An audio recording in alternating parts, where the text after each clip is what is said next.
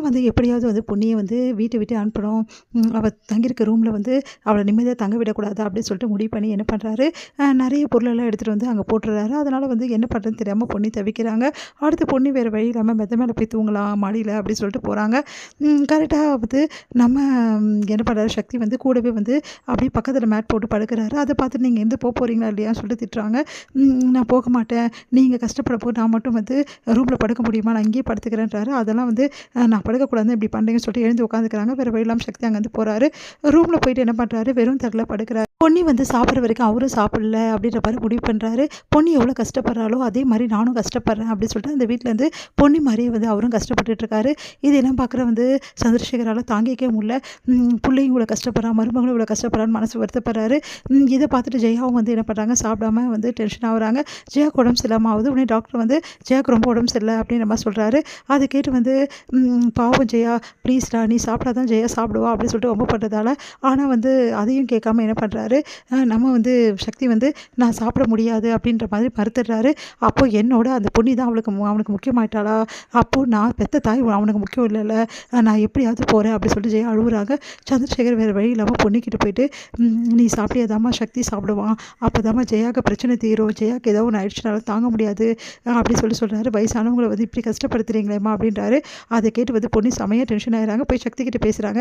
என்ன தான் நினச்சிட்டு இருக்கீங்க உங்கள் மனசில், உங்கள் இஷ்டத்துக்கு என்ன வேணாலும் பண்ணலான்னு பார்த்துட்ருக்கீங்களா, நீங்கள் தான் என்னை நம்பலை, அதனால தான் நான் ஒதுங்கி இருக்கேன், என்னை ஏன் நிம்மதியாக இருக்க விட மாட்டேங்கிறீங்க, இந்த வீட்டில் நான் இருக்கக்கூடாது, அதுக்கு தான் இதெல்லாம் பண்ணுறீங்களா, இங்கே பாருங்கள் இன்னும் கொஞ்சம் நாளில் வந்து உண்மையை நான் நிரூபித்து இந்த வீட்டை விட்டு நான் போயிடுவேன்ல, அப்புறம் என்ன பண்ண போகிறீங்க அப்படின்னு சொல்லி கேட்டோன்னே, இங்கே பாரு பொன்னி, எக்காரனை கொண்டு நீ இந்த வீட்டை விட்டு போக முடியாது, அப்படியே நீ வீட்டை விட்டு போனாலும் இந்த சக்தியும் உன் கூட வந்துடுவேனே தவிர இந்த வீட்டில் நான் மறுபடியும் இருக்க மாட்டேன் அப்படின்னு ஒன்றும் அதிர்ச்சி அடைகிறாங்க.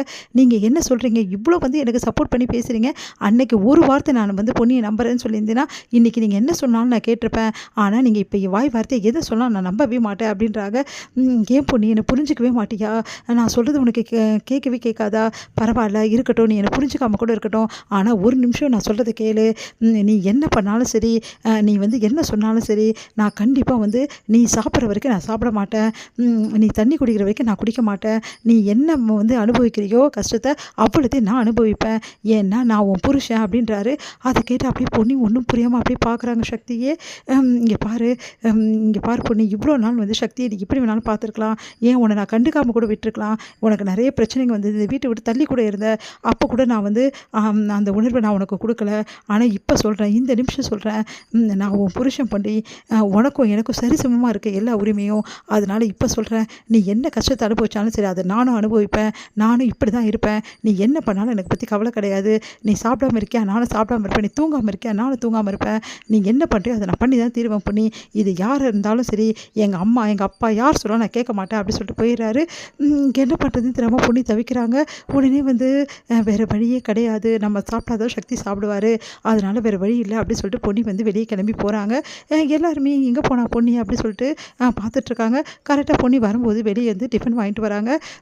அதை வாங்கிட்டு வந்து என்ன பண்ணுறாங்க, மேலே மொட்டை மாடியில் வந்து அவங்க எல்லார் கண்ணு எதிரும் வந்து மொட்டை மாடியில் உட்காந்து சாப்பிட்றாங்க. அதை பார்த்து சக்தி நிம்மதி அடைகிறாரு. அதே மாதிரி சந்திரசேகரும் நிம்மதி அடைகிறாரு. அப்பா பொன்னி சாப்பிட்டுட்டா, இது போதும் அப்படின்னு சொல்லிட்டு சக்தி கிட்ட போய் இப்போ பொன்னி சாப்பிட்டுட்டால நீயும் சாப்பிட்டுப்பா அப்படின்னோட, சரிப்பா முதல்ல அம்மா கொடுக்கலாம் அப்படின்னு சொல்லிட்டு போயிட்டு அவங்க அம்மாவுக்கு கொடுக்க போகிறாங்க. உடனே ஜெயா செம்மையாக டென்ஷன் ஆகிறாங்க. அப்போது பொன்னி இவ்வளோ நாள் சாப்பிடாம இருந்ததால் தான் நீ சாப்பிடாம இருந்தல, இந்த அம்மா பற்றி கவலை இல்லைல்ல உனக்கு அப்படின்னு ஜெயா சொன்னோன்னே அமைதியாக இருக்காரு சக்தி. ப்ளீஸ் ஜெயா, கொஞ்சம் விட்டு கொடுத்து போகிறது தப்பு இல்லை அப்படின்னு சொல்லி சந்திரசேகர் சொல்கிறாரு. இதோட முடியுது.